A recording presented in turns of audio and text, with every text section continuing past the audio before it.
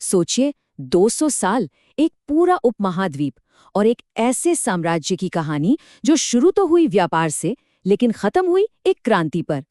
चलिए देखते हैं भारत में ब्रिटिश राज के बनने और बिखरने की इस पूरी कहानी को।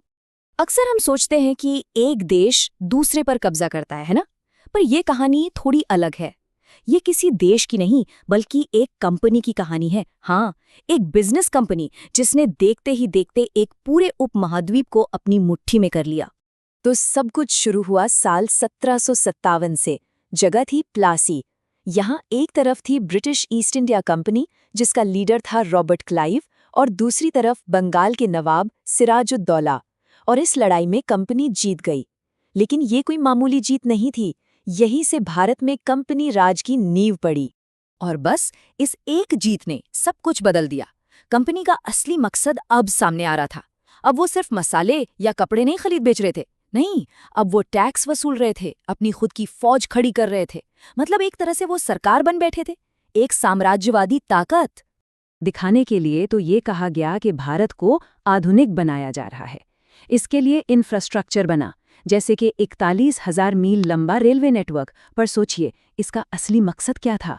मकसद था भारत का कीमती सामान, हमारे संसाधन आसानी से बंदरगाहों तक पहुंचाना, और अगर कहीं कोई बगावत हो तो अपनी फौजों को फौरन वहां भेजना। लेकिन इस प्रगति की कीमत बहुत बहुत भारी थी। आप यकीन नहीं करेंगे, 1850 से 1899 के बीच, यानी सिर्फ 50 सालों के अंदर, भारत में 24 बड़े अकाल पड़े। 24! इतिहास में ऐसा कभी नहीं हुआ था। लाखों करोड़ों लोगों ने अपनी जान गंवाई। और फिर वो साल आया जिसने सब कुछ हिलाकर रख दिया। 1857। कंपनी के राज के खिलाफ एक जबरदस्त बगावत पूरे देश में।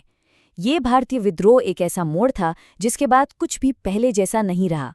इस विद्रोह का असर इतना बड़ा था कि ईस्ट इंडिया कंपनी का खेल ही खत्म हो गया। 1858 में भारत पर हुकूमत सीधे ब्रिटेन की महारानी यानी ब्रिटिश क्राउन के हाथों में चली गई।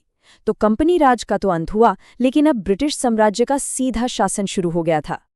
अब जो विरोध की चिंगारी थी ना, वो एक राष्ट्रव्यापी आंदोलन की आग बन रही थी।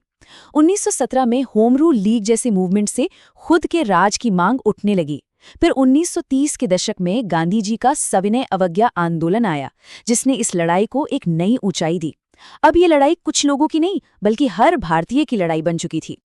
और इसी भावना को, इसी जज्बे को बाल गंगाधर तिलक ने सिर्फ एक लाइन में कह दिया, स्वतंत्रता मेरा जन्म सिद्ध अधिकार है।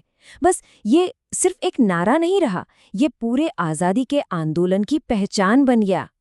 कितने ही दशक लगे, कितने बलिदान हुए, कितनी लड़ाइयाँ लड़ी गईं, और फिर आखिरकार वो साल आया जिसका पूरे देश को बेसब्री से इंतजार था।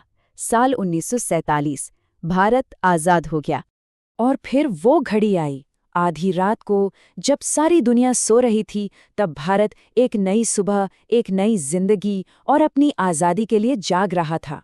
जैसा नेहरू ने अपने भाषण में कहा था, ये नियति से किया गया एक वादा था, और इसी वादे के साथ एक नए देश का जन्म हुआ।